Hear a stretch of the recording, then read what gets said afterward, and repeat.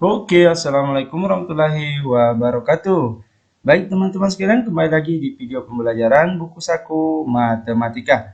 Pada video kali ini masih melanjutkan ya pembahasan kita di matematika tingkat lanjut untuk kelas 11 kurikulum merdeka. Ya, masih di pembahasan pembagian polinomial.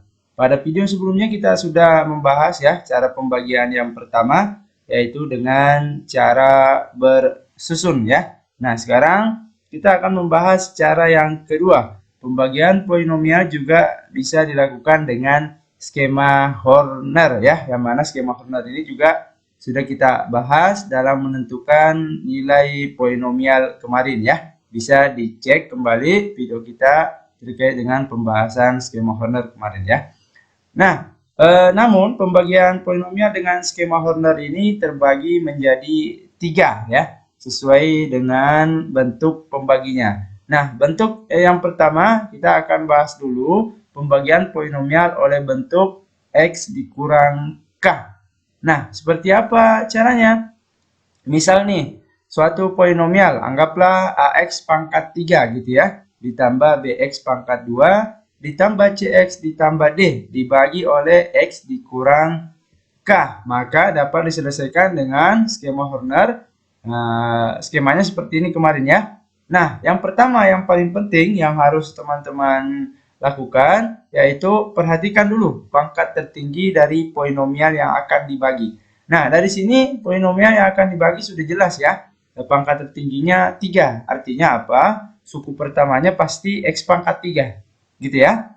Karena suku pertamanya X pangkat 3, maka suku keduanya pasti X pangkat 2, dilanjutkan X pangkat 1 dan X pangkat 0 atau suku tetap ya. Nah, karena ini harus lengkap gitu ya suku-sukunya.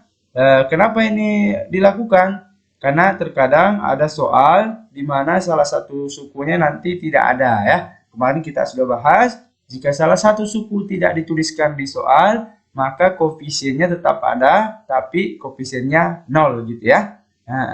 Nah, setelah kita analisis bahwa suku pertamanya dari pangkat tertinggi yang ada, kita tentukan lagi koefisiennya masing-masing. Nah, gitu ya. Nah, sehingga X pangkat 3, koefisiennya berapa? Koefisiennya A gitu ya. Nah, dilanjut X pangkat 2 ya, di sini selanjutnya X pangkat 2 lagi, maka cari X pangkat 2 di polinomial yang mau dibagi, koefisiennya berapa? Oh, B.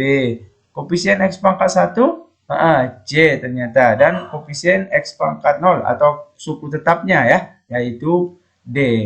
Nah, setelah lengkap, maka untuk melakukan pembagian, di sini ada nilai K ya. Nah, nilai K itu apa? Nilai K itu adalah nilai X dari pembagi ya. Maksudnya gimana? Nah, di sini kan ada pembaginya tuh. Yaitu X dikurang K. Nah, kita mau cari nilai X-nya sebagai K di situ ya. Nah, sehingga X dikurang K ini, untuk mencari nilai X-nya kita jadikan sama dengan 0 gitu ya. Baru pindahkan nilai yang lain ke ruas kanan, hanya ada variabel X saja di ruas kiri, sehingga nilai X-nya sama dengan min K pindah ruas, jadi plus K gitu ya. Nah, itu maksudnya nilai K yang ada di sini, cuma nanti nilai K-nya berupa bilangan ya, karena bisa saja kan misalnya polinomial dibagi oleh X dikurang 1, X dikurang 2, dan seterusnya, maka nilai K-nya di sini kalau misalnya X dikurang 1, maka nilai K-nya kan 1 ya, maka di sini kita tulis K sama dengan 1 gitu ya. Oke.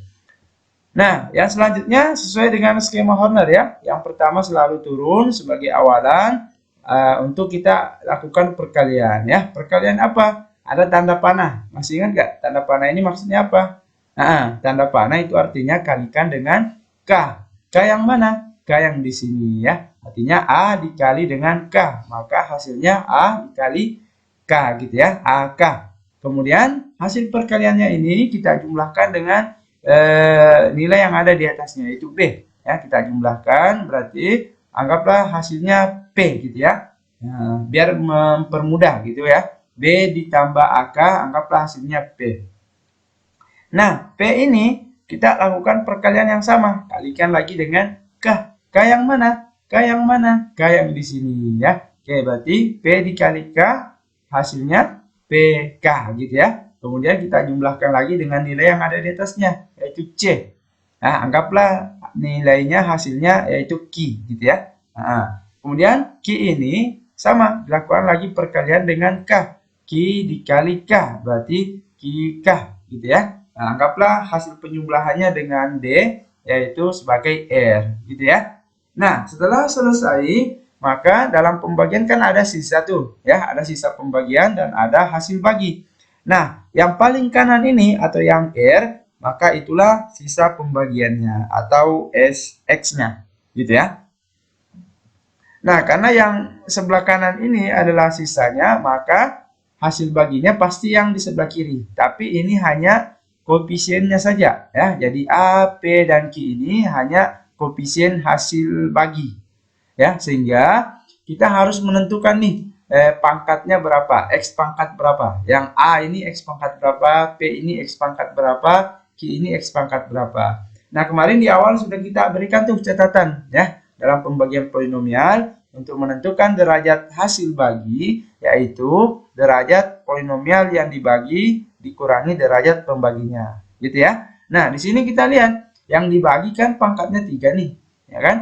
Kemudian pembaginya pangkat 1 ya, derajat itu pangkat ya. Maka derajat hasil baginya pasti 3 dikurang 1. Gitu ya. Atau dalam hal ini pangkat 2. Maka A ini koefisien variabelnya yaitu X berpangkat 2 gitu ya. Nah, karena A ini berpangkat 2 maka P pasti pangkat 1 ya, karena kurang 1 kurang 1. Dan Q adalah X pangkat 0 atau konstantanya gitu ya. Atau biar lebih mudah deh ya untuk menentukan variabel dari hasil bagi yang ada. Misalnya nih bingung dengan catatan yang ada ini ya, derajat Hx sama dengan derajat Fx dikurang Gx. Langsung saja, yang sebelah kanan kan selalu suku tetap ya, atau X pangkat 0, maka selanjutnya pasti X pangkat 1.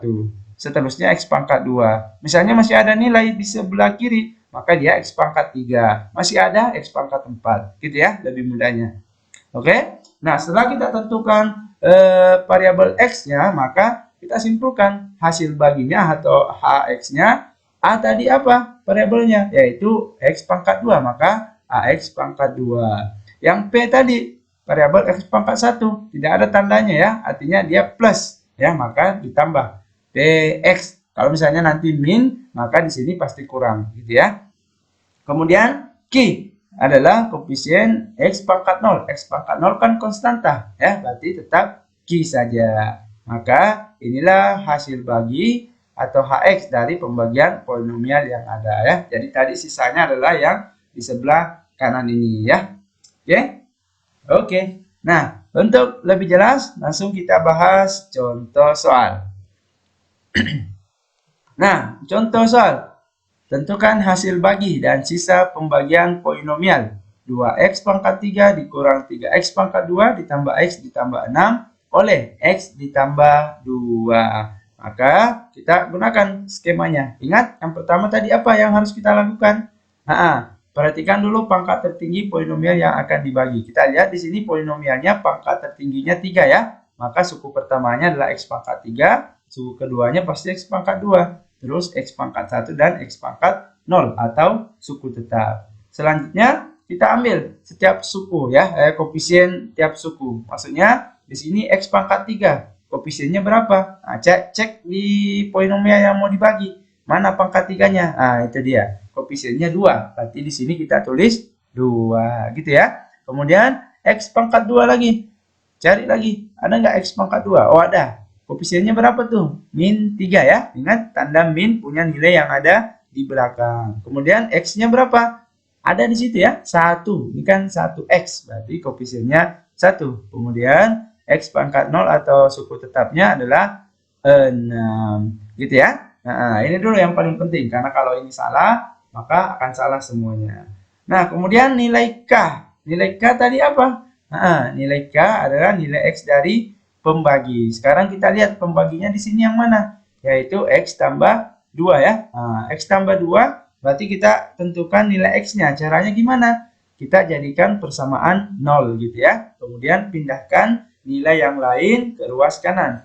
plus 2. Pindah ruas jadi min 2. Nah, min 2 inilah sebagai nilai dari K di sini gitu ya. Sehingga kita tulis K itu sama dengan min 2 ya. Akan kita lakukan perkalian. Sehingga kita lakukan skemanya. Yang pertama selalu turun sebagai awalan. Kemudian kita kalikan dengan K ya. Tanda panah ingat, kalikan dengan K. Artinya 2 dikali min 2. Berarti hasilnya min 4 ya.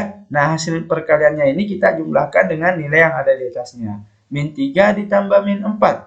Berarti ada hutangnya 3, berhutang lagi 4. Berarti hutangnya jadi 7 ya, gitu ya. Min 7. Nah, min 7 ini kita lakukan lagi perkalian dengan K. Artinya min 7 dikali min 2. Sehingga min kali min plus ya, plus 14. Nah, plus 14 ini kita jumlahkan lagi dengan nilai yang ada di atasnya. Sehingga 1 ditambah 14, 15. Gitu ya. Nah, 15 sama. Lakukan lagi perkalian dengan K. Artinya 15 dikali min 2. Jadinya min 30. Kemudian min 30 ditambahkan dengan nilai yang ada di atasnya. Atau 6 dikurang 30, min 24. Nah, selesai. Maka setelah selesai kita tentukan. Ada sisa dan hasil bagi. Nah, yang paling kanan ini yang min 24 itu tadi sebagai apa? Nah, sebagai sisa pembagiannya atau X-nya gitu ya.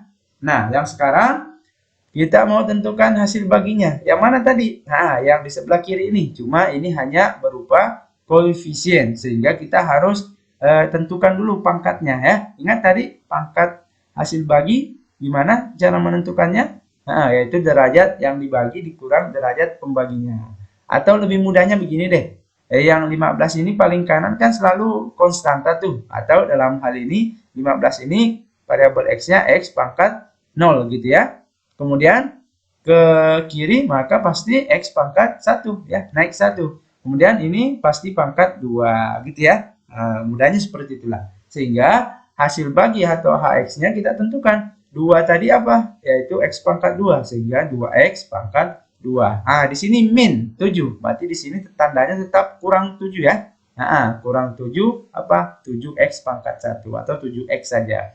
Kemudian 15. Tandanya plus ya. Karena tidak ada di situ, maka kita tulis plus 15. Gitu ya. Nah, sehingga dari sini kita simpulkan ya. Hasil bagi polinomial tersebut adalah apa? Nah, 2X pangkat 2 dikurang 7X ditambah 15. Sedangkan sisanya yaitu SX sama dengan min 24. Nah, kurang lebih seperti itu ya.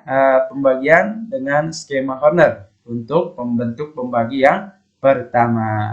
Kira-kira bisa dipahami ya? Nah, bisa dong. Nah, seperti biasa sebagai bahan latihan bisa dikerjakan latihan soal berikut ya. Kalau bisa jawaban teman-teman bisa ditulis di kolom komentar. Oke, demikian yang bisa kita bahas untuk pembagian skema Horner bentuk pembagi yang pertama ya. Nah, nantikan pembahasan pembagian untuk bentuk yang kedua pada video selanjutnya.